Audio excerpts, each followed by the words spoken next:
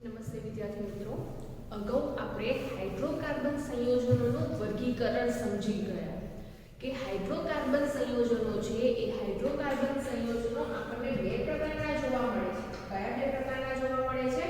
તો એક સંતૃપ્ત હાઇડ્રોકાર્બન સંયોજનો અને બીજા નંબરે છે અસંતૃપ્ત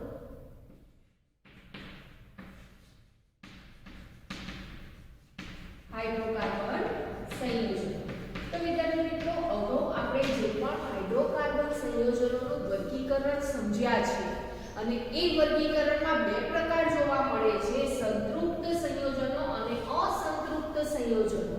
તો અહીંયા જે પણ બે પ્રકાર જોવા મળે છે એ બંને પ્રકાર સાને આધારે પાડવામાં આવ્યા છે. એટલે કે અગાઉ આપણે જે પણ કોઈ હાઇડ્રોકાર્બન સંયોજનોનું વર્ગીકરણ સમજી ગયા એ વર્ગીકરણ સાને આધારે કરવામાં આવ્યું છે. તો વિદ્યાર્થી મિત્રો, એ જે વર્ગીકરણ છે એ વર્ગીકરણ બે કાર્બન પરમાણુ વચ્ચે રહેલો જે સહસંયોજક બંધ છે એ સહસંયોજક બંધની સંખ્યાને આધારે એ હાઇડ્રોકાર્બન સંયોજનોનું વર્ગીકરણ કરવામાં આવ્યું છે અને તેને આધારે હાઇડ્રોકાર્બનને બે ભાગમાં વિભાજિત કરવામાં આવેલા છે, સંતૃપ્ત હાઇડ્રોકાર્બન સંયોજનો અને અસંતૃપ્ત હાઇડ્રોકાર્બન સંયોજનો. તો વિદ્યાર્થી મિત્રો, આપણે અગાઉ સંતૃપ્ત હાઇડ્રોકાર્બન સંયોજનો એટલે કે કાર્બન કાર્બન પરમાણુ વચ્ચે એક બંધ જોવા મળે તેવા સંયોજનોને સંતૃપ્ત સંયોજનો તરીકે ઓળખવામાં આવે છે અને તેમાં આપણે આલ્કેન સંયોજનો વિશે સમજી ગયા. આ જે પણ કોઈ આલ્કેન સંયોજનો છે એ આલ્કેન સંયોજનોમાં પણ કાર્બન કાર્બન પરમાણુ વચ્ચે એક બંધ જોવા મળે છે. તો આલ્કેન સંયોજનો છે એ આલ્કેન સંયોજનોના સામાન્ય સૂત્ર પરથી આપણે આલ્કેન સંયોજનોના જુદા જુદા સંયોજનોના આણ્વીય સૂત્ર તેમજ તેમના બંધારણીય સૂત્ર સમજી ગયા. તેવી જ રીતે વિદ્યાર્થી મિત્રો, અસંતૃપ્ત હાઇડ્રોકાર્બન સંયોજનો છે એમાં કાર્બન કાર્બન પરમાણુ વચ્ચે દ્વિબંધ જોવા મળે એવા સંયોજનોને શું કહેવામાં આવે છે? તો એવા સંયોજનોને આલ્કીન સંયોજનો કહેવામાં આવે છે. અને તેવી જ રીતે કાર્બન કાર્બન પરમાણુ વચ્ચે જો ત્રિબંધ જોવા મળે તેવા સંયોજનોને આલ્કાઇન સંયોજનો કહેવામાં આવે છે. તો અગાઉ આપણે આલ્કેન, આલ્કીન અને આલ્કાઇન સંયોજનો જુદા જુદા સંયોજનોના આણ્વીય સૂત્ર તેમજ તેમના બંધારણીય સૂત્ર દ્વારા સમજી ગયા છે. હવે વિદ્યાર્થી મિત્રો, આ જે પણ કોઈ હાઇડ્રોકાર્બન સંયોજનો છે એ હાઇડ્રોકાર્બન સંયોજનોમાં કાર્બન કાર્બન પરમાણુ વચ્ચે સહસંયોજક બંધની સંખ્યાને આધારે તેના બે ભાગ પાડવામાં આવ્યા છે, એટલે કે તેને બે ભાગમાં વિભાજિત કરવામાં આવે છે. તેવી જ રીતે વિદ્યાર્થી મિત્રો, જે પણ કોઈ હાઇડ્રોકાર્બન સંયોજનો છે એ હાઇડ્રોકાર્બન સંયોજનોમાં જે કાર્બન પરમાણુ છે એ કાર્બન પરમાણુની ગોઠવણી કેવી રીતે થયેલી છે તેને આધારે પણ હાઇડ્રોકાર્બન સંયોજનોનું વર્ગીકરણ કરવામાં આવે છે. તો આજે ફરીથી આપણે હાઇડ્રોકાર્બન સંયોજનોનું વર્ગીકરણ સમજીશું, પણ એ જે હાઇડ્રોકાર્બન સંયોજનો છે એનું વર્ગીકરણ સાને આધારે સમજીશું? તો હાઇડ્રોકાર્બન સંયોજનોનું વર્ગીકરણ આપણે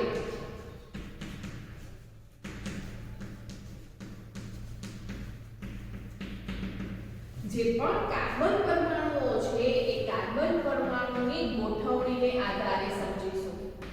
તો કાર્બન પરમાણુની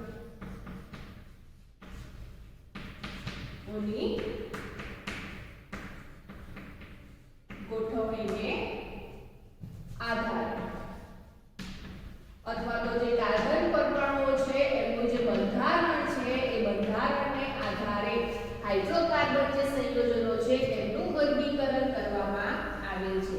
અને એ વર્ગીકરણમાં કેટલા પ્રકાર જોવા મળે છે? તો વિદ્યાર્થી મિત્રો, જેમ અગાઉ આપણે કાર્બન કાર્બન પરમાણુ વચ્ચે સહસંયોજક બંધની સંખ્યાને આધારે સંતૃપ્ત સંયોજન અને અસંતૃપ્ત સંયોજન વિશે સમજી ગયા, તેવી જ રીતે અહીંયા જે હાઇડ્રોકાર્બન સંયોજનો છે એમાં જે કાર્બન પરમાણુઓ છે એ કાર્બન પરમાણુ જે બંધારણ છે અથવા તો તેમની જે ગોઠવણી છે એ ગોઠવણીને આધારે તેમને વિભાજિત કરવામાં આવેલ છે. કયા 3 ભાગમાં વિભાજિત કરવામાં આવેલ છે? તો સરળ શૃંખલાવાળા સંયોજનો, એવી રીતે શાખીય શૃંખલાવાળા સંયોજનો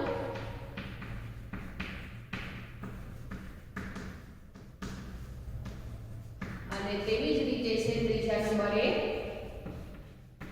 વલય અથવા ચક્રીય રચનાવાળા સંયોજનો. તો અહીંયા જે પણ કોઈ કાર્બન પરમાણુ છે એ કાર્બન પરમાણુની ગોઠવણી કેવી રીતે થયેલી છે તેને આધારે જે પણ હાઇડ્રોકાર્બન સંયોજનો છે તેને 3 ભાગમાં વિભાજિત કરવામાં આવેલ છે. સરળ શૃંખલાવાળા સંયોજનો, શાખીય શૃંખલાવાળા સંયોજનો અને ત્રીજા નંબરે છે વલય એટલે કે ચક્રીય શૃંખલાવાળા સંયોજનો એટલે કે વલય રચનાવાળા સંયોજનો. તો વિદ્યાર્થી મિત્રો અહીંયા જે પણ 3 ભાગ જોવા મળે છે, જે 3 પ્રકાર જોવા મળે છે એમના જે નામ છે એ નામને આધારે જ કાર્બન પરમાણુઓની ગોઠવણી થયેલી જોવા મળે છે. તો વિદ્યાર્થી મિત્રો અહીંયા આપણે જે પણ 3 સરળ શૃંખલાવાળા, શાખીય શૃંખલાવાળા અને વલય રચનાવાળા જે સંયોજનો છે એ સંયોજનો આપણે જુદા જુદા ઉદાહરણ દ્વારા સમજીએ. તો એમાં સૌથી પહેલા લઈએ આપણે સરળ શૃંખલાવાળા સંયોજનો.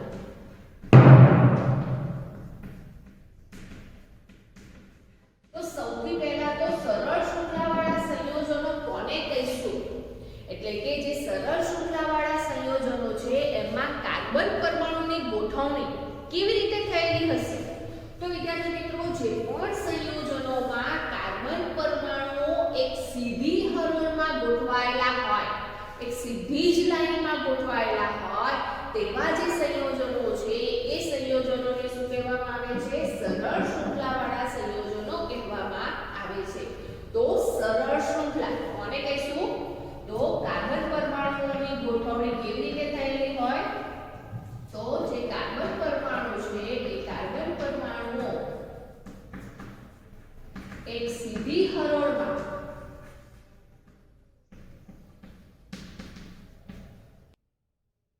ગોઠવાયેલા હોય તેવા જે સંયોજનો છે એ સંયોજનોને સરળ શૃંખલાવાળા સંયોજનો કહેવામાં આવે છે. તો ટૂંકમાં સરળ શૃંખલા કોને કહીશું? તો કાર્બન પરમાણુ એક સીધી હરોળમાં ગોઠવાયેલા હોય એને કહીશું આપણે સરળ શૃંખલાવાળા સંયોજનો. ઉદાહરણ તરીકે વિદ્યાર્થી અગાઉ આપણે આલ્કેન સંયોજનો વિશે સમજી ગયા છે. જે આલ્કેન સંયોજનો છે, એક કાર્બન ધરાવતું આલ્કેન સંયોજન મિથેન, 2 કાર્બન ધરાવતું સંયોજન ઇથેન, 3 કાર્બન ધરાવતું સંયોજન પ્રોપેન, 4 કાર્બન ધરાવતું સંયોજન બ્યુટેન, 5 કાર્બન ધરાવતું સંયોજન પેન્ટેન. એમ જુદા જુદા આપણે કાર્બનની સંખ્યા ધરાવતા સંયોજનો વિશે સમજી ગયા છે. તો એ જે પણ કોઈ સંયોજનો છે એ સંયોજનોના આપણે બંધારણીય સૂત્ર સમજી ગયા હતા. તો એ જે બંધારણીય સૂત્ર છે એમાં કાર્બન પરમાણુની ગોઠવણી કેવી જોવા મળે છે? તો એમાં કાર્બન પરમાણુ એક સીધી હરોળમાં ગોઠવાયેલા જોવા મળે છે.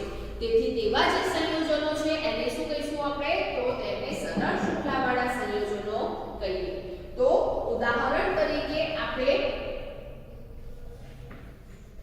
ઇથેનનું ઉદાહરણ લઈએ. તો ઇથેનનું બંધારણીય સૂત્ર શું છે? તો ઇથેન છે એ ઇથેનનું બંધારણીય સૂત્ર છે કાર્બનની સંખ્યા કેટલી જોવા મળે છે? 2 જોવા મળે છે અને તેની આસપાસ 6 હાઇડ્રોજન પરમાણુ જોવા મળે છે. તો અહીંયા જે કાર્બન પરમાણુ છે એ કાર્બન પરમાણુ એક સીધી હરોળમાં ગોઠવાયેલા જોવા મળે છે. તો અહીંયા આ જે ઇથેન છે એ ઇથેનની કેવી શૃંખલા જોવા મળે છે? સરળ શૃંખલા જોવા મળે છે. તેવી જ રીતે વિદ્યાર્થી મિત્રો પ્રોપેનનું ઉદાહરણ લઈએ.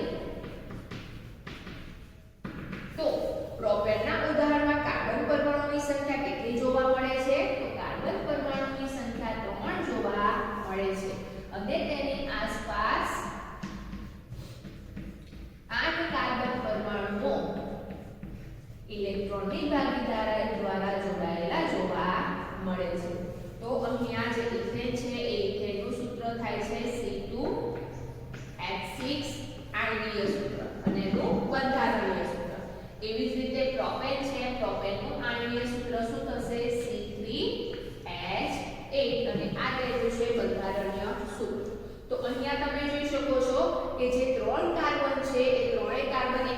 સાથે કેવી રીતે જોડાયેલા છે? તો ત્રણેય કાર્બન એકબીજા સાથે સીધી હરોળમાં ગોઠવાયેલા છે, જેથી તેમને શું કહીશું આપણે? સરળ શૃંખલાવાળા સંયોજનો.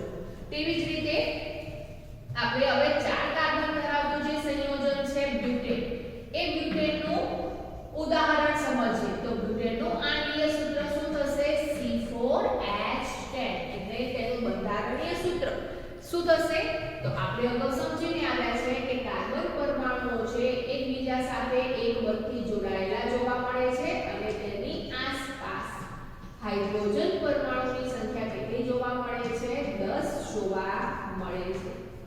તો અહીંયા જે પણ કોઈ સૂત્ર છે એ સૂત્ર શાનું છે? તો આ જે સૂત્ર છે એ સૂત્ર બ્યુટેનનું બંધારણીય સૂત્ર છે. એમાં પણ તમે જોઈ શકો છો કે જે પણ કાર્બન પરમાણુ છે એ કાર્બન પરમાણુ એક સીધી હરોળમાં જ ગોઠવાયેલા જોવા મળે છે. તેવી જ રીતે આપણે પેન્ટેનનું પણ ઉદાહરણ લઈ શકીએ છીએ. તો પેન્ટેનનું આણ્વીય સૂત્ર શું થશે? C5H12.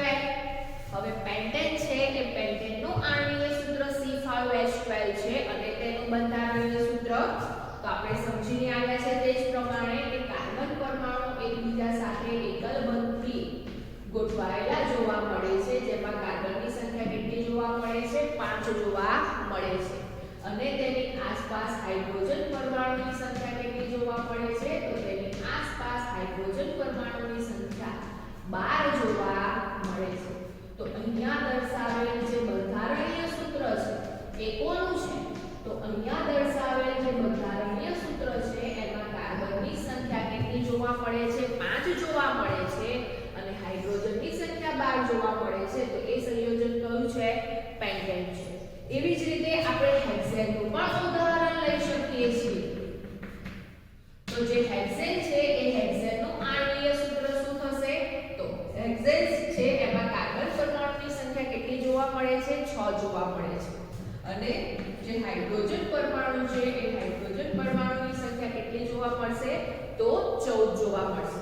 હવે તેનું બંધારણીય સૂત્ર સમજીએ. બંધારણીય સૂત્રમાં કાર્બન પરમાણુ છે એ કાર્બન પરમાણુ એકબીજા સાથે એકલ બંધથી જોડાયેલા જોવા મળે છે અને એમાં કાર્બન પરમાણુની સંખ્યા કેટલી જોવા મળે છે? 6 જોવા મળે છે અને આસપાસ કેટલા હાઇડ્રોજન પરમાણુ જોવા મળે છે? તો તેની આસપાસ ઇલેક્ટ્રોનની સંયોજકતા સંતોષવા માટે 14 હાઇડ્રોજન પરમાણુ એકલ બંધથી જોડાયેલા જોવા મળે છે. તો અહીંયા દર્શાવેલ જે બંધારણીય સૂત્ર છે એ બંધારણીય સૂત્ર કોનું છે? તો અહીંયા દર્શાવેલ જે બંધારણીય સૂત્ર છે એ હેક્સેનનું છે, જેમાં કાર્બન પરમાણુની સંખ્યા કેવી જોવા મળે છે? 6 અને હાઇડ્રોજન પરમાણુની સંખ્યા 14 જોવા મળે છે. તો વિદ્યાર્થી મિત્રો તમે અહીંયા જોઈ શકો છો ઇથેન, પ્રોપેન, બ્યુટેન, પેન્ટેન, હેક્સેનનું જે બંધારણીય સૂત્ર છે એ બંધારણીય સૂત્રમાં જે કાર્બન પરમાણુ છે એ કાર્બન પરમાણુની ગોઠવણી કેવી રીતે થયેલી જોવા મળે છે? તો તેમની ગોઠવણી એક સીધી લીટીમાં એટલે કે સીધી હરોળમાં થયેલી જોવા મળે છે.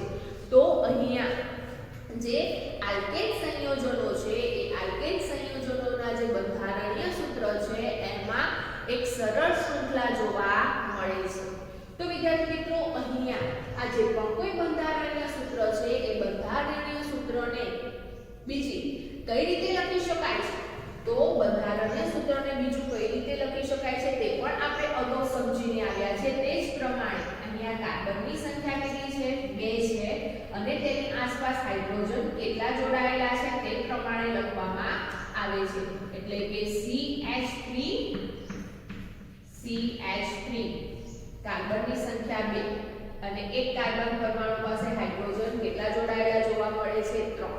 એવી જ રીતે અહીંયા જોઈએ તો આનું બીજું બંધારણીય સૂત્ર શું થશે? તો CH3 CH2 CH3. તો અહીંયા આ બંધારણીય સૂત્રમાં પણ તમે જોઈ શકો છો કે જે કાર્બન પરમાણુ છે એ કાર્બન પરમાણુ કેવા જોવા મળે છે? તો એક સીધી લીટીમાં જોવા મળે છે. આનું સૂત્ર જોઈએ તો CH3 CH2 CH3 CH2 CH3 એવી જ રીતે પેન્ટેનમાં CH3 CH2 CH2 CH2 CH3 તો આનું બંધારણીય સૂત્ર આ રીતે પણ લખી શકાય છે અને એવી જ રીતે આનું બંધારણીય સૂત્ર CH3 CH2 CH2 CH2 CH2 CH3 લખી શકાય છે એટલે કે અહીંયા કાર્બન પરમાણુ પાસે 3 હાઇડ્રોજન આ કાર્બન પરમાણુ પાસે 2 હાઇડ્રોજન આ કાર્બન પરમાણુ પાસે 2 હાઇડ્રોજન આ કાર્બન પરમાણુ પાસે 2 હાઇડ્રોજન આ કાર્બન પરમાણુ પાસે 2 હાઇડ્રોજન અને આ કાર્બન પરમાણુ પાસે 3 હાઇડ્રોજન એકલ બંધથી જોડાયેલા જોવા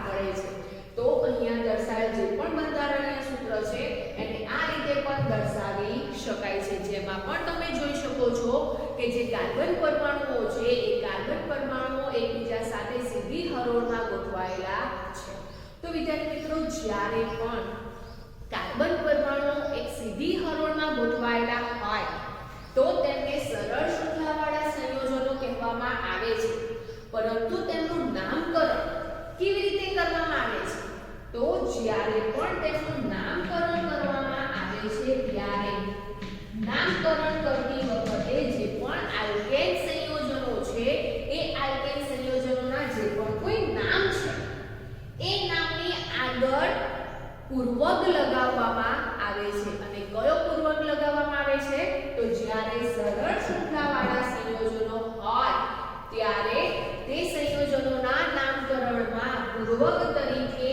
n લેવામાં આવે છે તો સ્મોલ n છે એ n પૂર્વક તરીકે લેવામાં આવે છે તો અહીંયા સરળ શૃંખલાવાળા સંયોજનોના નામકરણમાં n પૂર્વક તરીકે લખવામાં આવે છે એટલે પૂર્વક એટલે જે નામ છે એ નામની આગળ એ શબ્દ ઉમેરવામાં આવે છે તો વિદ્યાર્થી મિત્રો અહીંયા જે n છે એ n સાનો છે તો અહીંયા જે n છે એ n નોર્મલ છે એ નોર્મલ શબ્દનો ફર્સ્ટ લેટર n લેવામાં આવે છે નોર્મલ એટલે સરળ સાદું તો અહીંયા સરળ શૃંખલાવાળા જે પણ કોઈ સંયોજનો છે એ સંયોજનોના નામની આગળ શું લેવામાં આવે છે n લખવામાં આવે છે તો શું થશે n ethane n propane n butane n pentane n હેક્સેન એટલે કે નોર્મલ શૃંખલાવાળા સરળ શૃંખલાવાળા સંયોજનો તો સૌથી પહેલા આપણે જોયું સરળ શૃંખલાવાળા સંયોજનો જેમાં જે કાર્બન કાર્બન પરમાણુ છે એ કાર્બન કાર્બન પરમાણુ વચ્ચે ની ગોઠવણી કેવી જોવા મળે છે એક સીધી હરોળમાં જોવા મળે છે ત્યારબાદ વિદ્યાર્થી મિત્રો બીજા નંબરે લઈએ હવે શાખીય શૃંખલાવાળા સંયોજનો તો શાખીય કોને કહીશું તો આપણે અગાઉ સમજી ગયા છે કે શાખીય શૃંખલાવાળા સંયોજનો કોને કહેવામાં આવે છે તો જે સંયોજનો છે એ સંયોજનોમાં જે કાર્બન પરમાણુઓ છે એ કાર્બન પરમાણુઓ ની ગોઠવણીમાં શાખાઓ જોવા મળે છે તેવા જે સંયોજનો છે એ સંયોજનોને શું કહેવામાં આવે છે તો એવા જે સંયોજનો છે એ સંયોજનોને શાખીય શૃંખલાવાળા સંયોજનો કહેવામાં આવે છે તો શાખીય શૃંખલાવાળા સંયોજનો તો હવે આ સંયોજનો કોને કહેવામાં આવે છે તો જે પણ સંયોજનોમાં જે કાર્બન પરમાણુઓ છે એ કાર્બન પરમાણુની ગોઠવણી એક સીધી હરોળમાં તો થાય છે ઉપરાંત એ કાર્બન પરમાણુમાં એક અથવા વધારે શાખાઓ પણ જોવા મળે છે એટલે કે શાખાઓ ધરાવતા જોવા મળે છે એવા જે સંયોજનો છે એને શાખીય શૃંખલાવાળા સંયોજનો કહેવામાં આવે છે તો જે કાર્બન પરમાણુ છે એ કાર્બન પરમાણુ સીધી હરોળમાં ગોઠવાયેલા તો હોય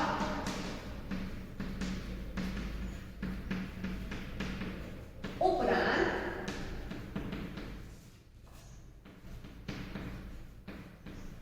કાર્બન પરમાણુ એક કે વધુ શાખાઓ ધરાવતા હોય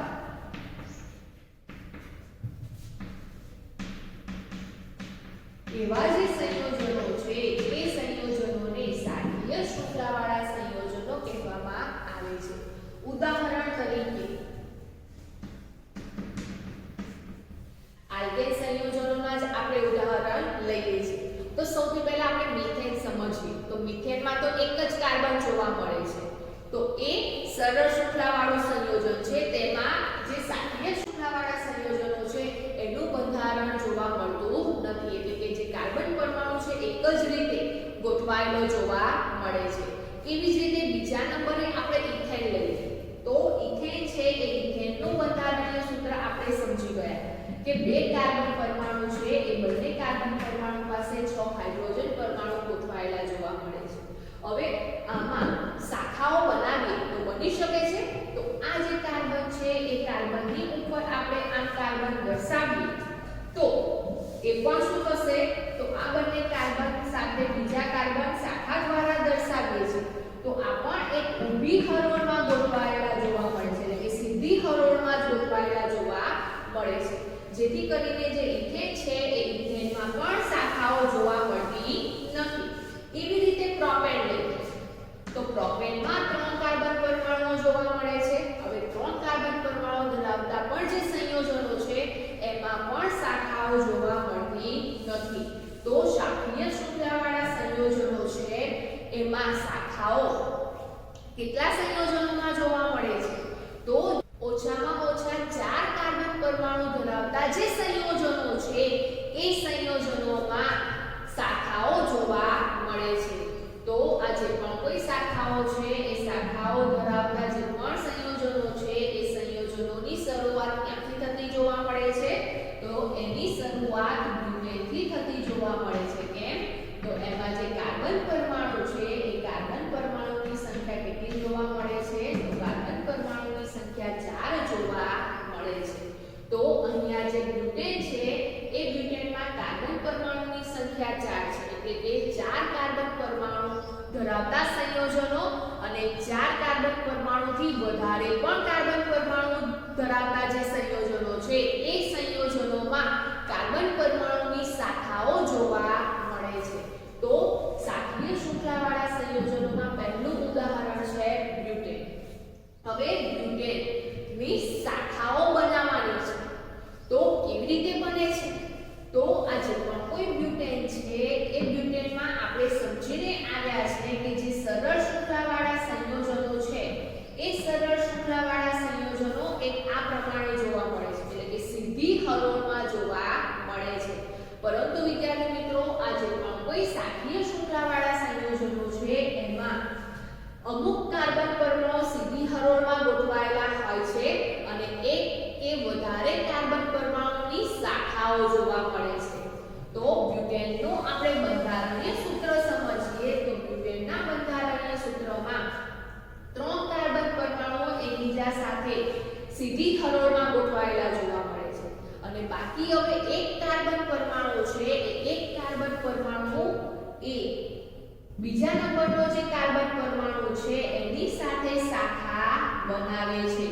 તો વિદ્યાર્થી મિત્રો અહીંયા જે ચોથા નંબરનો કાર્બન પરમાણુ છે એ પહેલા અને ત્રીજા નંબરના કાર્બન પરમાણુ સાથે શું શાખા ના બનાવી શકે? તો ના વિદ્યાર્થી મિત્રો એ પહેલા અને ત્રીજા નંબરના કાર્બન સાથે શાખા બનાવી શકતો નથી. કેમ? તો જ્યારે શાખા બનાવે તો ત્રીજા નંબર સાથે શાખા બનાવે તો એ સીધો કાર્બન શું થાય છે? સીધી હરોળમાં ગોઠવાઈ જાય છે. અને એવી જ રીતે પહેલા નંબરના કાર્બન સાથે જો એ શાખા બનાવે તો એ પણ એ સીધી હરોળમાં ગોઠવાઈ જાય છે. જેથી કરીને સરળ શૃંખલાવાળા સંયોજનો કહેવાય છે.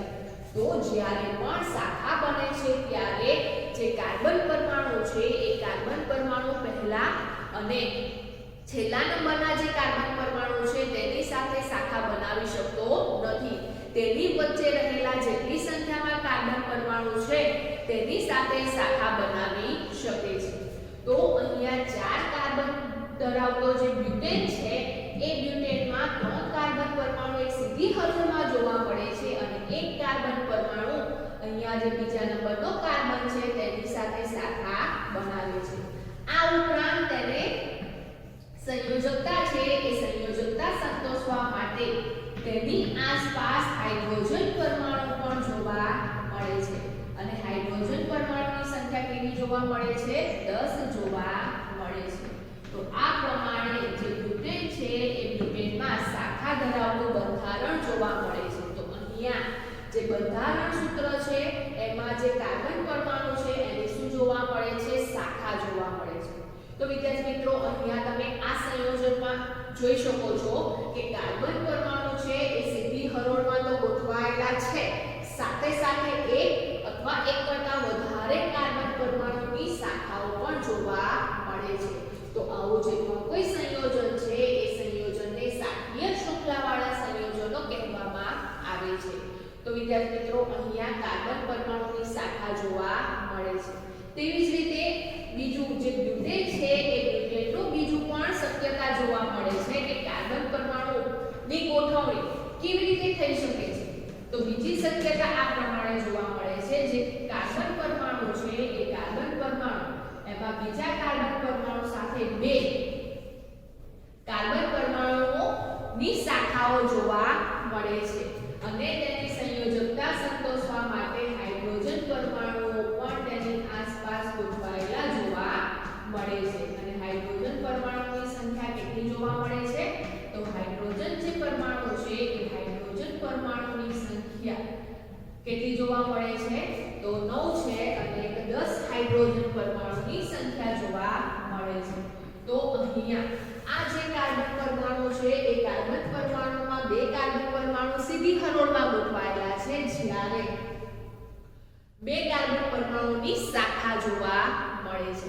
તો વિદ્યાર્થી મિત્રો અહીંયા તમે જોઈ શકો છો કે આ બંને કાર્બન પરમાણુની સંયોજકતા એક ઇલેક્ટ્રોનની ભાગીદારી આ કાર્બન પાસેથી કરે છે અને બાકીની ત્રણ સંયોજકતા કોની પાસેથી સંતોષે છે? તો હાઇડ્રોજન પરમાણુ પાસેથી. તેવી જ રીતે આ જે કાર્બન પરમાણુ છે એ ત્રણ હાઇડ્રોજન પરમાણુ પાસેથી એક ઇલેક્ટ્રોન મેળવે છે અને એક ઇલેક્ટ્રોન આ કાર્બન પરમાણુ પાસેથી મેળવે છે. હવે આપણે આ કાર્બન પરમાણુની સંયોજકતા સંતોષવા માટે તે શું કરે છે? તો આ કાર્બન પરમાણુ એક ઇલેક્ટ્રોન આ કાર્બન પરમાણુ પાસેથી, એક ઇલેક્ટ્રોન આ કાર્બન પરમાણુ પાસે અને એક ઇલેક્ટ્રોન આ કાર્બન પરમાણુ પાસે ઇલેક્ટ્રોનની ભાગીદારી કરે છે. હવે અહીંયા કાર્બન પરમાણુ પાસેથી 3 ઇલેક્ટ્રોન તો મેળવે છે. હવે તેની સંયોજકતા સંતોષવા માટે એક ઇલેક્ટ્રોન બાકી રહે છે, તો એ એક ઇલેક્ટ્રોન હાઇડ્રોજન પરમાણુ પાસેથી મેળવે છે અને આ પ્રકારનું બંધારણીય સૂત્ર મળે છે. એવી જ રીતે હવે આપણે પેન્ટેનનું ઉદાહરણ લઈશું. તો પેન્ટેન છે એ પેન્ટેન નું આણ્વીય સૂત્ર શું થશે? તો પેન્ટેન છે એ પેન્ટેનનું આણ્વીય સૂત્ર C5H12 થાય છે. હવે અહીંયા જે પેન્ટેન છે એ પેન્ટેનના બંધારણીય સૂત્ર કેવા જોવા મળે છે? તો કેવી રીતે શાખાઓ બનાવે છે? તો સૌથી પહેલા જોઈએ તો 4 કાર્બન પરમાણુઓ એકબીજા સાથે સીધી હરોળમાં ગોઠવાયેલા જોવા મળે છે અને એક કાર્બન પરમાણુ બીજા નંબરના કાર્બન પરમાણુ સાથે ગોઠવાયેલો જોવા મળે છે અને તેની આસપાસ 12 હાઇડ્રોજન પરમાણુ જોડાયેલા હોય છે. તો આ પ્રમાણેનું બંધારણ પેન્ટેનનું જોવા મળે છે, જેમાં શાખા જોવા મળે છે, જેથી તેને શાખીય શૃંખલાવાળા સંયોજનો કહેવામાં આવે છે. તેવી જ રીતે અગાઉ બીજા નંબરની શક્યતા જોઈએ તો બીજા નંબરમાં જે કાર્બન પરમાણુઓ છે એ કાર્બન પરમાણુમાં 3 કાર્બન પરમાણુ છે એ 3 કાર્બન પરમાણુઓ એકબીજા સાથે સીધી હરોળમાં ગોઠવાયેલા જોવા મળે છે અને બાકીના જે બે કાર્બન પરમાણુ છે એ બંને કાર્બન પરમાણુની શાખાઓ જોવા મળે છે અને એ જે શાખાઓ છે એ શાખાઓ કેવી રીતે જોવા મળે છે? તો બે કાર્બન પરમાણુ છે એ બીજા નંબરના કાર્બન પરમાણુ સાથે શાખા બનાવે છે અને આ પ્રમાણેનું બંધારણ જોવા મળે છે અને એની આસપાસ 12 સંખ્યામાં હાઇડ્રોજન પરમાણુઓ જોવા મળે છે. તો અહીંયા જે પણ કોઈ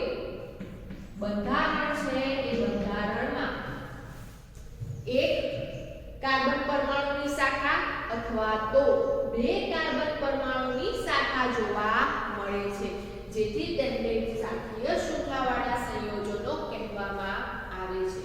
તો વિદ્યાર્થી મિત્રો અહીંયા હવે આ જે કાર્બન પરમાણુની શાખા છે એ શાખા તમે અહીંયા પણ દર્શાવી શકો છો, પરંતુ તેનું જે નામ છે એ નામ સરખું જ જોવા મળે છે. કેવી રીતે?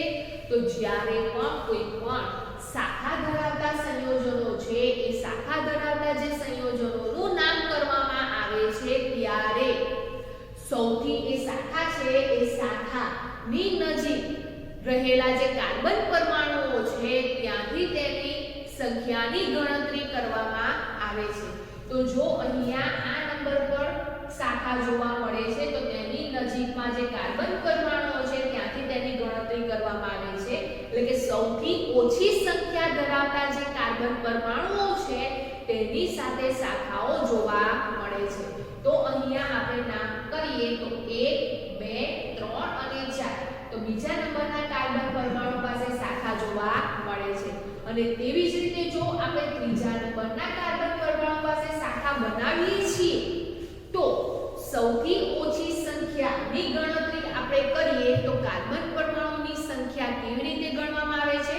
તો તે દરમિયાન કાર્બન પરમાણુની સંખ્યા પાછળની તરફથી ગણવામાં આવે છે, અને તે દરમિયાન ગણીએ તો 1 અને 2 3 4 નંબર આપવામાં આવે છે, જેથી કરીને બીજા નંબરના કાર્બન પરમાણુ પાસે શાખા જોવા મળે છે. તો આગળથી ગણતરી કરીએ તો પણ બીજા નંબરના કાર્બન પરમાણુ પાસે શાખા જોવા મળે છે, અને જો ત્રીજા નંબરના કાર્બન પરમાણુ પાસે જોવા મળે શાખા તો તેનું નામકરણ કરીએ તો પણ બીજા નંબરના કાર્બન પરમાણુ પાસે તેની શાખા જોવા મળે છે, જેથી કરીને બંને બંધારણ સૂત્ર કેવા જોવા મળે છે? સમાન જોવા મળે છે. તો અહીંયા જે પેન્ટેન છે એ પેન્ટેનમાં બે શક્યતાઓ જોવા મળે છે, એટલે કે કાર્બન પરમાણુ છે એ કાર્બન પરમાણુ જુદી જુદી રીતે શાખાઓ બનાવે છે. હવે વિદ્યાર્થી મિત્રો આ જે પણ કોઈ શાખીય શૃંખલાવાળા સંયોજનો છે એમનું નામકરણ કરવામાં આવે તો તેમના નામકરણ કેવી રીતે કરવામાં આવે છે? તો આ જે પણ શાખીય શૃંખલાવાળા સંયોજનો છે એમના નામકરણમાં પૂર્વક લગાવવામાં આવે છે. પૂર્વક એટલે નામ છે એ નામની આગળ શબ્દ ઉમેરવામાં આવે છે, અને કયો પૂર્વક લગાવવામાં આવે છે? તો આઈસો પૂર્વક લગાવવામાં આવે છે. તો જ્યારે પણ શાખાઓ ધરાવતા સંયોજનો જોવા મળે છે એમના નામ, જે સંયોજનનું નામ છે એ નામની આગળ આઈસો લગાવવામાં આવે છે. તો અહીંયા દર્શાવેલ જે પણ કોઈ સંયોજનો છે એ સંયોજનોના નામ કરીએ તો શું નામ થશે? તો આ જે પણ કોઈ સંયોજનો છે એ સંયોજનોના નામની આગળ આઈસો પૂર્વક લગાવવામાં આવે છે. તો શું કહેવામાં આવશે? Iso butane. એવી રીતે આને શું કહેવામાં આવશે? Iso pentane. તો જ્યારે આઈસો પેન્ટેન કે ત્યારે તરત જ યાદ આવી જવું જોઈએ કે આઈસો પૂર્વક લાગેલો છે, જેથી તેનું જે બંધારણીય સૂત્ર છે એ બંધારણીય સૂત્ર કેવું જોવા મળે છે? તો શાખા ધરાવતું જોવા મળે છે. તેવી જ રીતે વિદ્યાર્થી મિત્રો આપણે આઇસોહેક્ઝેનનું પણ ઉદાહરણ લઈ શકીએ છીએ, એટલે કે જે હેક્ઝેન છે એ હેક્ઝેનમાં કાર્બન પરમાણુની ગોઠવણી કેવી રીતે થાય છે? તો શાખીય શૃંખલાવાળા સંયોજનોમાં આપણે જે ત્રીજું ઉદાહરણ છે એ ત્રીજા ઉદાહરણમાં આપણે આઇસો હેક્ઝેન પણ લઈ શકીએ છીએ. હવે અહીંયા નામ લીધું છે આઇસોહેક્ઝેન, એટલે તરત જ યાદ આવી જવું જોઈએ કે હેક્ઝેન છે, પરંતુ એનું બંધારણ કેવું જોવા મળે છે? તો તેનું બંધારણ શાખાઓ ધરાવતું જોવા મળે છે. તો હેક્ઝેન છે એ હેક્ઝેનનું સૂત્ર, આણ્વીય સૂત્ર શું થાય છે? તો હેક્ઝેનનું આણ્વીય સૂત્ર થાય છે C6H14. હવે એના શાખીય શૃંખલા ધરાવતા સંયોજનો સમજીએ તો સૌથી પહેલી શક્યતા 5 કાર્બન પરમાણુ, જે હેક્ઝેન છે એ હેક્ઝેનમાં 6 કાર્બન પરમાણુઓ જોવા મળે છે, એમાંથી 5 કાર્બન પરમાણુ એક સીધી હરોળમાં ગોઠવાયેલા જોવા મળે છે, અને એક કાર્બન પરમાણુની શાખા જોવા મળે છે, જે બીજા નંબરના કાર્બન પરમાણુ પાસે જોવા મળે છે. તો અહીંયા આ જે કાર્બન પરમાણુ છે એ કાર્બન પરમાણુની એક શાખા જોવા મળે છે અને તેની આસપાસ 14 ની સંખ્યામાં હાઇડ્રોજન પરમાણુઓ જોવા મળે છે.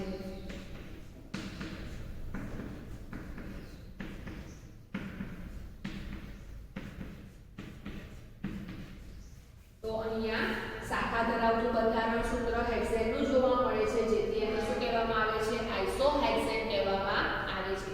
તેવી જ રીતે બીજા નંબરે જોઈએ તો બીજા નંબરમાં હવે શું થાય છે? તો જે 5 કાર્બન પરમાણુ સીધી હરોળમાં જોવા મળે છે એ તો 5 કાર્બન પરમાણુ સીધી હરોળમાં તો જોવા મળે છે.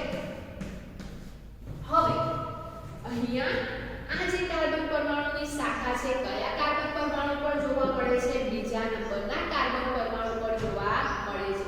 હવે આ શાખા અહીંયા દર્શાવીએ તો બંધારણનું સૂત્ર કેવું જોવા મળશે? સરખું જ જોવા મળે છે. તેનું નામ કેવું જોવા મળે છે? સરખું જ જોવા મળે છે.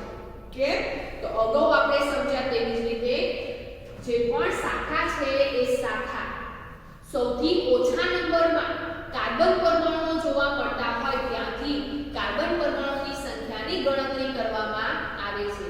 તો ઉદાહરણ તરીકે આ શાખા આપણે અહીંયા દર્શાવીએ છીએ તો તેનું નામકરણ કરવા માટે સૌથી ઓછો નંબર ધરાવે તે માટે આપણે કાર્બન પરમાણુની સંખ્યાની ગણતરી અહીંથી કરવામાં આવે છે 1 2. એટલે અહીંયા પણ બીજા નંબરના કાર્બન પરમાણુ પાસે શાખા જોવા મળે છે.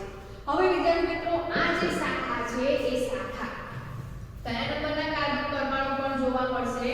ત્રીજા નંબરના કાર્બન પરમાણુ પર જોવા મળે છે. અને તેની ઇલેક્ટ્રોન સંયોજકતા સંતોષવા માટે તેની આસપાસ કેટલા હાઇડ્રોજન પરમાણુઓ જોવા મળે છે? તો 14 હાઇડ્રોજન પરમાણુઓ જોવા મળે છે. તો અહીંયા જે બંધારણીય સૂત્ર છે એ બંધારણીય સૂત્રમાં પણ ત્રીજા નંબરનો જે કાર્બન પરમાણુ છે એની સાથે શાખા જોવા મળે છે, જેથી તેને પણ આઇસોહેક્સેન તરીકે ઓળખવામાં આવે છે. એવી જ રીતે ત્રીજા નંબરની પણ શક્યતા જોવા મળે છે, જેમાં જે કાર્બન પરમાણુઓ છે એ કાર્બન પરમાણુઓમાં જે 5 કાર્બન પરમાણુ એકબીજા સાથે સીધી હરોળમાં ગોઠવાયેલા હોય છે તેની જગ્યાએ અહીંયા 4 કાર્બન પરમાણુ એકબીજા સાથે સીધી હરોળમાં ગોઠવાયેલા જોવા મળે છે. અને હવે બે જે કાર્બન પરમાણુઓ છે તેમની શાખાઓ જોવા મળે છે અને એમની જે શાખાઓ છે એ બીજા અને ત્રીજા કાર્બન પરમાણુ સાથે જોવા મળે છે. તો આ પ્રમાણેનું પણ તેનું બંધારણીય સૂત્ર જોવા મળે છે અને તેની આસપાસ હાઇડ્રોજન પરમાણુની સંખ્યા કેટલી જોવા મળે છે? તો તેની આસપાસ હાઇડ્રોજન પરમાણુની સંખ્યા 14 જોવા મળે છે.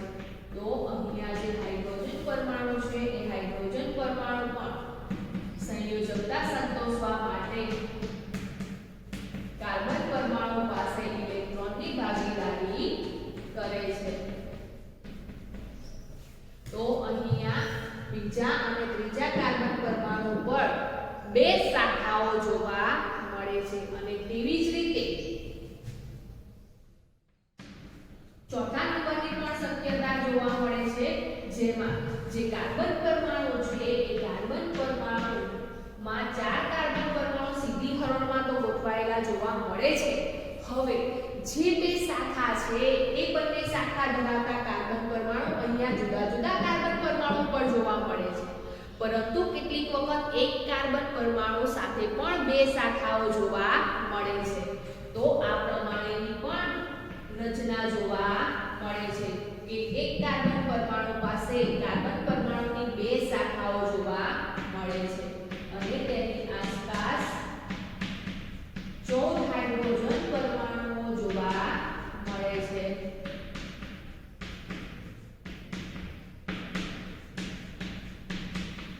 તો વિદ્યાર્થી મિત્રો અહીંયા જે હેક્સેન છે એ હેક્સેનમાં કાર્બન પરમાણુની સંખ્યા કેટલી જોવા મળે છે? 6 જોવા મળે છે અને હાઇડ્રોજન પરમાણુની સંખ્યા 14 જોવા મળે છે, જેમાં કાર્બન પરમાણુની એક શાખા અથવા તો 2 શાખાઓ જોવા મળે છે, જેથી તેમના બંધારણીય સૂત્ર કેવા જોવા મળે છે? જુદા જુદા જોવા મળે છે.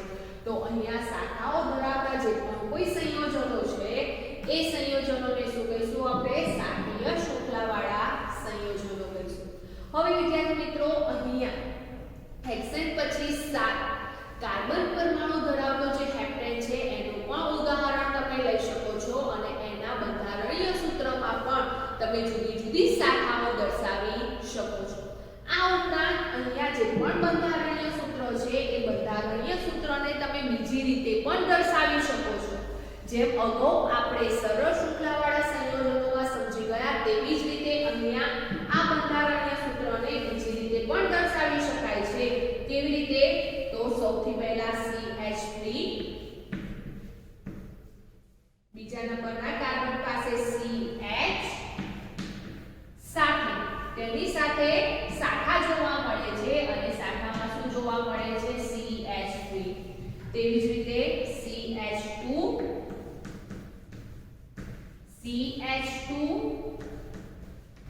અને CH3 જેમાં કાર્બન પરમાણુની સંખ્યા કેટલી જોવા મળે છે? 6.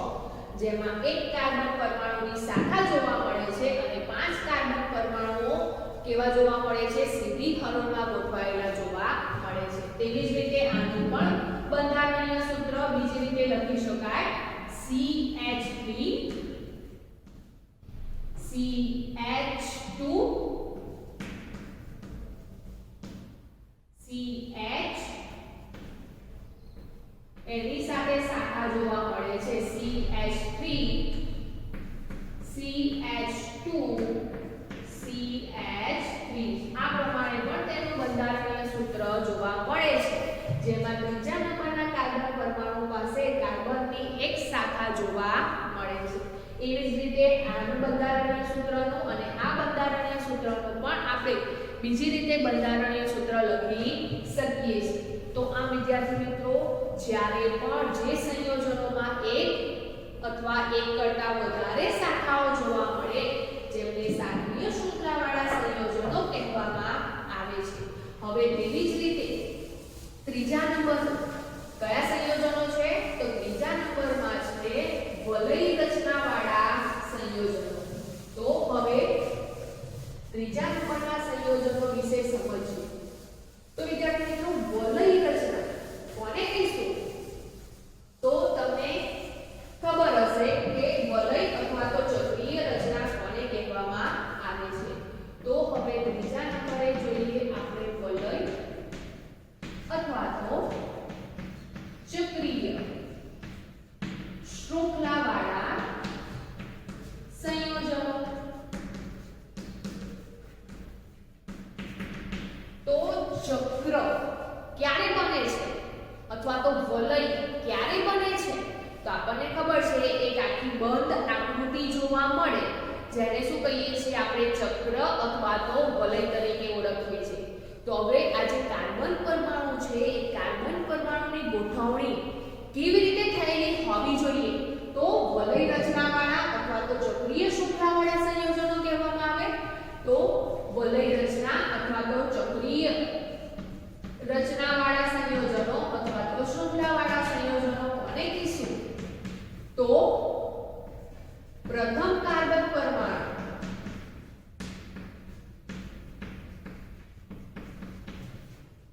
અંતિમ કાર્બન પરમાણુ સાથે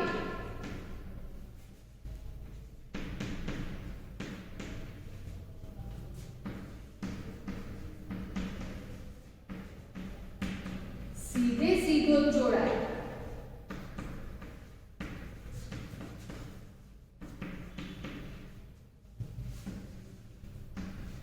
અને બંધ વલય બનાવે જેને શું કહેવામાં આવે છે? વલય રચનાવાળા સંયોજનો અથવા તો ચક્રીય શૃંખલાવાળા અથવા તો ચક્રીય રચનાવાળા સંયોજનો. તો અહીંયા જે પણ કોઈ હાઇડ્રોકાર્બન સંયોજનો છે એ હાઇડ્રોકાર્બન સંયોજનોમાં જે કાર્બન પરમાણુનો જે પ્રથમ કાર્બન પરમાણુ છે એ પ્રથમ કાર્બન પરમાણુ અને જે અંતિમ કાર્બન પરમાણુ છે એ અંતિમ કાર્બન પરમાણુ એકબીજા સાથે સીધા જોડાઈ જાય છે. સીધા જ એકબીજા સાથે જોડાઈને સહસંયોજક બંધ બને છે અને બંધ આકૃતિનું નિર્માણ કરે છે. એટલે કે વલય બનાવે છે અથવા તો ચક્રીય આકાર બનાવે છે, જેથી તેમને વલય અથવા તો ચક્રીય રચનાવાળા સંયોજનો કહેવામાં આવે છે. ઉદાહરણ તરીકે આપણે પ્રોપેનનું ઉદાહરણ લઈએ તો પ્રોપેન છે એ પ્રોપેનનું આણ્વીય સૂત્ર શું થાય છે? તો પ્રોપેન છે એ પ્રોપેનનું આણ્વીય સૂત્ર થાય છે C3H8. હવે એનું આપણે સરળ શુક્લાવાળા સંયોજન તરીકે એનું બંધારણીય સૂત્ર લખીએ તો એનું બંધારણીય સૂત્ર આપણને આ પ્રમાણે જોવા મળશે કે 3 કાર્બન પરમાણુઓ એક સીધી હરોળમાં ગોઠવાયેલા જોવા મળે છે. હવે વિદ્યાર્થી મિત્રો આપણે આ જે સરળ શૃંખલા છે એ સરળ શૃંખલામાંથી એની ચક્રીય શૃંખલા બનાવવાની છે. તો ચક્રીય શૃંખલા કોને કહેવામાં આવે છે? તો આ જે પ્રથમ કાર્બન પરમાણુ છે એ પ્રથમ કાર્બન પરમાણુ આ જે અંતિમ કાર્બન પરમાણુ છે તેની સાથે જોડાય છે અને બંધ રચના બનાવે છે. જેમ કે આ જે 1 કાર્બન પરમાણુ છે એ કાર્બન પરમાણુ અંતિમ કાર્બન પરમાણુ પાસે જોડાય છે અને બંધ રચના બનાવે છે. તો અહીંયા જે પણ કોઈ બંધ રચના બને છે અથવા તો વલય રચના બને છે તે દરમિયાન અહીંયા આ જે કાર્બન પરમાણુ છે એ કાર્બન પરમાણુ અને આ કાર્બન પરમાણુ વચ્ચે શું જોવા મળે છે? સહસંયોજક બંધ જોવા મળે છે. તો વિદ્યાર્થી મિત્રો જ્યારે પહેલા અને અંતિમ કાર્બન પરમાણુ સાથે સહસંયોજક બંધનું નિર્માણ થાય છે ત્યારે તેમની સાથે રહેલા જે હાઇડ્રોજન પરમાણુ છે એ હાઇડ્રોજન પરમાણુમાંથી એક હાઇડ્રોજન પરમાણુનું વિસ્થાપન થતું જોવા મળે છે. કેમ? તો તેમની સંયોજકતા સંતોષવા માટે તેઓ એક કાર્બન પરમાણુ એક ઇલેક્ટ્રોનની ભાગીદારી કરે છે.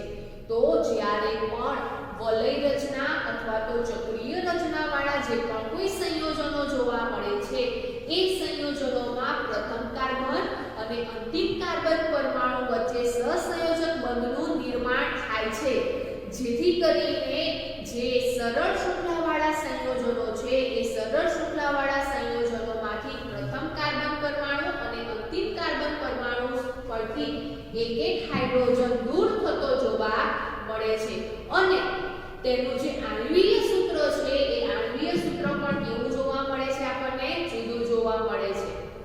તો અગાઉ આપણે સરળ શૃંખલા અને શાખીય શૃંખલા વાળા સંયોજનો સમજી ગયા, જેમાં આણ્વીય સૂત્ર સરખા જોવા મળે છે પરંતુ બંધારણ સૂત્ર બંનેના કેવા જોવા મળે છે? જુદા જુદા જોવા મળે છે. પરંતુ અહીંયા જે વલય રચનાવાળા સંયોજનો છે એમાં જે પણ કોઈ સંયોજન છે એ સંયોજનોમાં જે આણ્વીય સૂત્ર છે એ આણ્વીય સૂત્ર કેવા જોવા મળે છે? જુદા જોવા મળે છે. કેમ?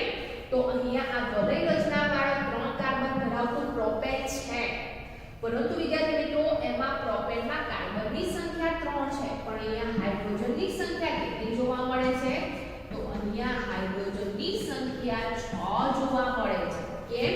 તો જો વિદ્યાર્થી અહીંયા જે કાર્બન છે એ કાર્બન પરમાણુ તેમની સંયોજકતા સંતોષવા માટે 2 ઇલેક્ટ્રોનની ભાગીદારી એક કાર્બન પરમાણુ પાસે એક ઇલેક્ટ્રોનની ભાગીદારી કરે છે. એટલે 2 ઇલેક્ટ્રોન ત્યાંથી સંતોષે છે અને બાકી જે 2 ઇલેક્ટ્રોન છે એ બંને ઇલેક્ટ્રોન હાઇડ્રોજન પરમાણુ પાસેથી સંતોષે છે.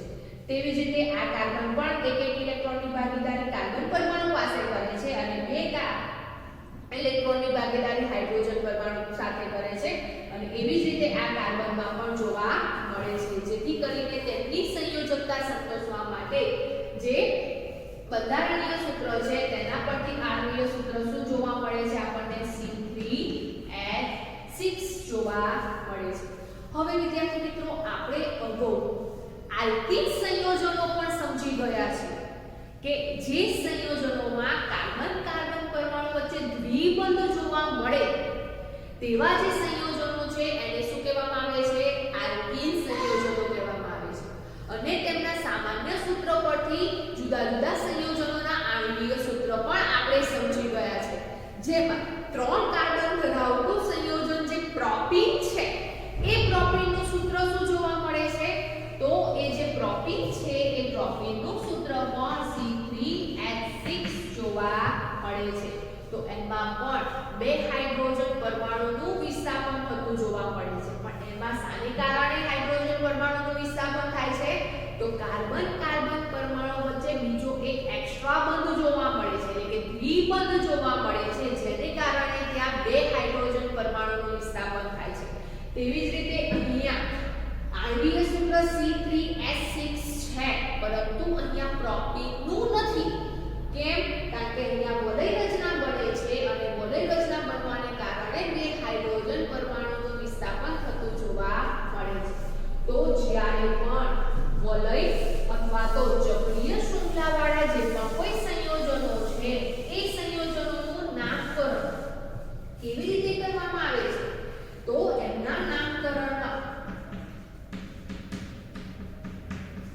પૂર્વક લગાવવામાં આવે છે પરંતુ કયો પૂર્વક લગાવવામાં આવે છે તો સાયક્લો પૂર્વક લગાવવામાં આવે છે તો વલય રચનાવાળા જે પણ કોઈ સંયોજનો છે એ સંયોજનોના નામની આગળ સાયક્લો પૂર્વક લગાવવામાં આવે છે ઉદાહરણ તરીકે લઈએ આપણે સાયક્લોપ્રોપેન તો વિદ્યાર્થી મિત્રો તમને તરત જ યાદ આવી જવું જોઈએ કે સાયક્લો પૂર્વક લાગે છે એટલે એમની બંધારણ કેવું જોવા મળશે તો ચક્રીય અથવા તો વલય રચના વાળું જોવા મળશે તો અહીંયા જે સાયક્લોપ્રોપેન છે એ સાયક્લોપ્રોપેનનું આણ્વીય સૂત્ર શું થશે તો તેનું આણ્વીય સૂત્ર થશે C3H6 અને એનું બંધારણ સૂત્ર કેવી રીતે જોવા મળશે તો ત્રણ કાર્બન પરમાણુ છે એ ત્રણ કાર્બન પરમાણુ એકબીજા સાથે સહસંયોજક બંધથી જોડાયેલા જોવા મળે છે અને તેની આસપાસ બે હાઇડ્રોજન પરમાણુઓ ઇલેક્ટ્રોન સંયોજકતા સંતોષવા માટે ભાગીદારી કરે છે તો આ પ્રમાણેનું સાયક્લોપ્રોપેનનું બંધારણ જોવા મળે છે એટલે કે પ્રોપેનની વલય રચના આ પ્રમાણેની જોવા મળે છે જેમાં તમે આ રીતે પણ લખી શકો છો કે CH2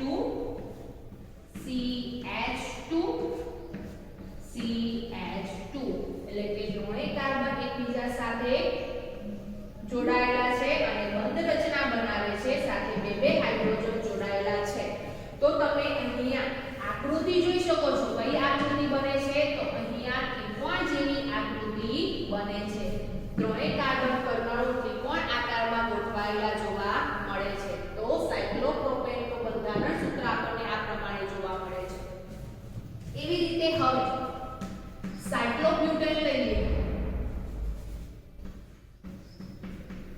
તો બ્યુટેનમાં કાર્બન પરમાણુની સંખ્યા કેટલી 4 તો એનું આણ્વીય સૂત્ર શું થશે તો બ્યુટેનનું આણ્વીય સૂત્ર છે C4H10 પરંતુ અહીંયા સાયક્લો પૂર્વક લાગેલું છે એટલે કે એનું વલય રચના વાળું બંધારણ જોવા મળે છે જેથી એમના હાઇડ્રોજનમાં કેટલા હાઇડ્રોજન દૂર થતા જોવા મળે છે બે હાઇડ્રોજન દૂર થતા જોવા મળે છે અને તેનું સૂત્ર બને છે C4H8 અને તેમનું બંધારણીય સૂત્ર કેવું જોવા મળે છે તો તેમનું જે બંધારણીય સૂત્ર છે કે જ્યારે કાર્બન પરમાણુઓ એકબીજા સાથે જોડાયેલા જોવા મળે છે અને બંધ રચના બનાવે છે અને આ જે પણ ચારે કાર્બન પરમાણુઓ છે તેમની આસપાસ બે હાઇડ્રોજન પરમાણુઓ ઇલેક્ટ્રોન સંયોજકતા સંતોષવા માટે ગોઠવાયેલા જોવા મળે છે તો વિદ્યાર્થી મિત્રો અહીંયા તમે જોઈ શકો છો કે ચારે કાર્બન પરમાણુ પર બે હાઇડ્રોજન પરમાણુઓ ઇલેક્ટ્રોનની ભાગીદારી કરે છે આને બીજી રીતે આ રીતે પણ લખી શકાય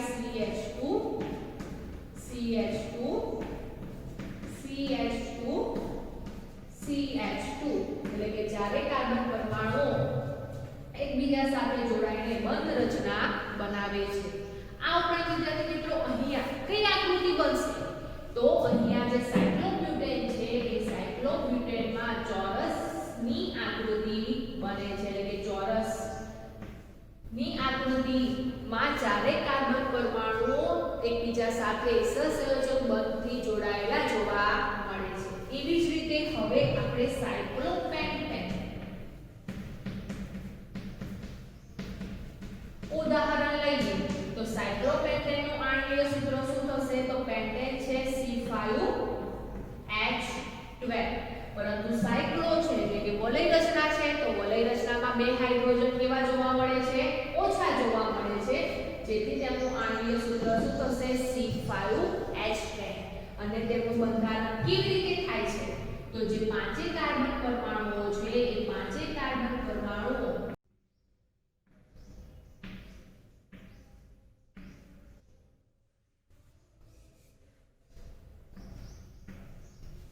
જે પાંચ કાર્બન છે એ પાંચ કાર્બન પરમાણુ આ પ્રમાણે એકબીજા સાથે જોડાયેલા જોવા મળે છે અને બંધ આકૃતિ બનાવે છે. અને સાથે સાથે પાંચે કાર્બન પરમાણુ સાથે બે બે હાઇડ્રોજન પરમાણુઓ પણ એક એક બંધથી જોડાયેલા જોવા મળે છે. આ જે રચના છે એ રચનાને તમે આ રીતે પણ દર્શાવી શકો છો. અને અહીંયા આકૃતિ કેવી જોવા મળે છે? તો અહીંયા બંધ આકૃતિ કેવી જોવા મળે છે? તો અહીંયા જે બંધ આકૃતિ છે એ બંધ આકૃતિ આપણને પંચકોણ જેવી જોવા મળે છે. તો અહીંયા આકૃતિ આપણને આ પ્રમાણેની જોવા મળે છે. ત્યારબાદ વિદ્યાર્થી મિત્રો આપણે તેવી રીતે સાયક્લોહેક્સેનનું પણ ઉદાહરણ લઈ શકીએ છીએ. હવે જ્યારે સાયક્લોહેક્સેનનું ઉદાહરણ લઈએ તો એ સાયક્લોહેક્સેનમાં જે હાઇડ્રોજન પરમાણુઓ છે એ હાઇડ્રોજન પરમાણુની સંખ્યા કેટલી જોવા મળશે? તો જે હેક્સેન છે એ હેક્સેનનું આણ્વીય સૂત્ર શું થાય છે? C6H14 થાય છે. તો જેથી કરીને એ સાયક્લોહેક્સેન હોય ત્યારે એમાં હાઇડ્રોજનની સંખ્યા 12 જોવા મળે છે. એટલે કે જે કાર્બન પરમાણુ છે એ કાર્બન પરમાણુ કેવી રીતે ગોઠવાશે? તો જે ષષ્કોણ હોય છે એ ષષ્કોણ આકારમાં કાર્બન પરમાણુઓ એકબીજા સાથે ગોઠવાયેલા જોવા મળે છે. જ્યાં ખૂણા જોવા મળે છે ત્યાં કાર્બન પરમાણુઓ એકબીજા સાથે સહસંયોજક બંધથી જોડાયેલા જોવા મળે છે. અને એ કાર્બન પરમાણુ પાસે બે બે હાઇડ્રોજન પરમાણુઓ જોવા મળે છે, જેથી કરીને જે સાયક્લોહેક્સેન છે એ સાયક્લોહેક્સેનનો આકૃતિ કેવી જોવા મળે છે? ષષ્કોણ આકૃતિ જોવા મળે છે. તો આમ જે પણ કોઈ કાર્બન પરમાણુઓ છે એ કાર્બન પરમાણુમાં પ્રથમ કાર્બન પરમાણુ અને અંતિમ કાર્બન પરમાણુ એકબીજા સાથે સીધે સીધા ગોઠવાયેલા જોવા મળે અને બંધ રચના બનાવે છે અથવા વલય રચના બનાવે છે, એવા જે સંયોજનો છે એ સંયોજનોને શું કહેવામાં આવે છે? ચક્રીય શૃંખલાવાળા સંયોજનો કહેવામાં આવે છે. તો અહીંયા આ જે આકૃતિ બની એ આકૃતિ કોની થશે? તો અહીંયા ષષ્ઠકોણ છે એટલે ષષ્ઠકોણમાં કેટલા કાર્બન પરમાણુઓ જોવા મળશે? ષષ્ઠકોણમાં 6 કાર્બન પરમાણુઓ જોવા મળે છે, જેને શું કહેવામાં આવે છે?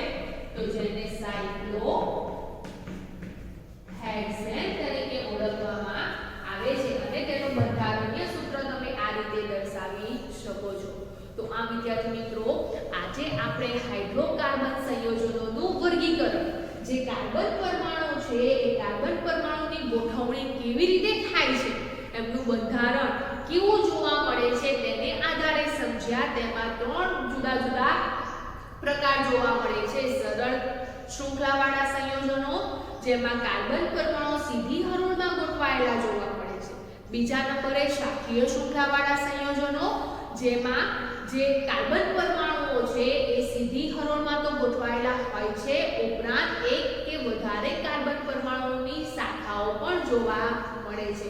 અને તેવી જ રીતે ત્રીજા નંબરે છે વલય અથવા ચક્રીય રચનાવાળા સંયોજનો, જેમાં શું જોવા મળે છે? એક બંધ આકૃતિ બનતી જોવા મળે છે. તો વિદ્યાર્થી મિત્રો આપણે અહીંયા સરળ શૃંખલાવાળા સંયોજનો, શાખીય શૃંખલાવાળા સંયોજનો અને વલય રચનાવાળા સંયોજનો સમજ્યા, જેમાં આપણે ઉદાહરણ ફક્ત સંતૃપ્ત સંયોજનોના જ સમજ્યા. એટલે કે કાર્બન પરમાણુ વચ્ચે એક બંધ જોવા મળે તેવા જે સંયોજનો છે, એટલે કે આલ્કેન સંયોજનો અથવા તો સંતૃપ્ત સંયોજનો વિશે જ આપણે સમજ્યા. તેવી જ રીતે વિદ્યાર્થી મિત્રો અહીંયા જે સરળ શૃંખલા, શાખીય શૃંખલા અને વલય રચના છે તેવા સંયોજનો અસંતૃપ્ત સંયોજનોમાં પણ જોવા મળે છે. ઉદાહરણ તરીકે જોઈ શકો છો તમે અહીંયા આ જે બેન્ઝીન છે એ બેન્ઝીનનું બંધારણીય સૂત્ર તમે જોઈ શકો છો, જેમાં કાર્બન પરમાણુ છે એ વલય રચના દ્વારા એકબીજા સાથે જોડાયેલા જોવા મળે છે અને સાથે કાર્બન વચ્ચે દ્વિબંધ જોવા મળે છે. તો વિદ્યાર્થી મિત્રો, અહીંયા જ્યારે પણ દ્વિબંધ રચાય છે ત્યારે આપણને ખબર છે તે પ્રમાણે જે બે કાર્બન પરમાણુ વચ્ચે દ્વિબંધ રચાય છે એ બંને કાર્બન પરમાણુ પરથી એક એક હાઇડ્રોજન દૂર થતો જોવા મળે છે, જેથી અહીંયા જે બેન્ઝીન છે એ બેન્ઝીનનું આણ્વિય સૂત્ર C6H6 જોવા મળે છે. આ ઉપરાંત વિદ્યાર્થી મિત્રો, તેમનું ઇલેક્ટ્રોન બિંદુ રચના દર્શાવવી હોય તો કેવી રીતે દર્શાવી શકાય છે? તો જે પણ આપણે સરળ શૃંખલાવાળાની ઇલેક્ટ્રોન બિંદુ રચના તો અગાઉ સમજીને આવ્યા છે, પરંતુ સાંખ્ય શૃંખલાવાળા સંયોજનો અને વલય રચનાવાળા જે પણ કોઈ સંયોજનો છે એ સંયોજનોની તમને જો ઇલેક્ટ્રોન બિંદુ રચના પૂછે છે તો તમે કેવી રીતે દોરશો? તો જેવી રીતે અગાઉ આપણે સમજ્યા છે તેવી રીતે જે બે કાર્બન પરમાણુઓ છે એમની વચ્ચે એક એક ઇલેક્ટ્રોનની ભાગીદારી દર્શાવવામાં આવે છે. જો એક બંધ હોય છે તો, જો દ્વિબંધ હોય તો બે બે ઇલેક્ટ્રોનની ભાગીદારી દર્શાવવામાં આવે, અને કાર્બન હાઇડ્રોજન પરમાણુ વચ્ચે એક એક ઇલેક્ટ્રોનની ભાગીદારી દર્શાવીને તમે જે પણ કોઈ બંધારણીય સૂત્ર દર્શાવ્યું છે એ બંધારણીય સૂત્ર મુજબ જ ઇલેક્ટ્રોન દર્શાવીને તેની ઇલેક્ટ્રોન બિંદુ રચના દોરી શકો છો. તો વિદ્યાર્થી મિત્રો, અહીંયા આ જે રચના છે એ ઇલેક્ટ્રોન બિંદુ રચના સાયક્લોહેક્સેનની જોવા મળે છે, એટલે કે સાયક્લોહેક્સેન છે. હેક્સેન એટલે કાર્બન પરમાણુની સંખ્યા 6 છે, પણ સાયક્લો છે એટલે વલય રચના જોવા મળે છે, એટલે કે 6 એ 6 કાર્બન પરમાણુ એકબીજા સાથે જોડાઈને બંધ રચના બનાવે છે. તો તેમની ઇલેક્ટ્રોન બિંદુ રચના આ પ્રમાણેની જોવા મળે છે. તેવી જ રીતે આ જે ઇલેક્ટ્રોન બિંદુ રચના છે જેમાં કાર્બનની સંખ્યા 5 છે અને તેઓ એકબીજા સાથે જોડાયેલા છે, તો આ રચના કોની થશે? તો આ ઇલેક્ટ્રોન બિંદુ રચના છે એ સાયક્લોપેન્ટેનની છે. તો સાયક્લોપેન્ટેન, પેન્ટેન એટલે કાર્બનની સંખ્યા 5 છે, સાયક્લો એટલે એક ચક્ર બનાવે છે, બંધ રચના બનાવે છે, જેથી અહીંયા આ જે પણ કોઈ ઇલેક્ટ્રોન બિંદુ રચના છે એ કોની થશે? તો અહીંયા દર્શાવેલ જે ઇલેક્ટ્રોન બિંદુ રચના છે એ સાયક્લોપેન્ટેનની છે.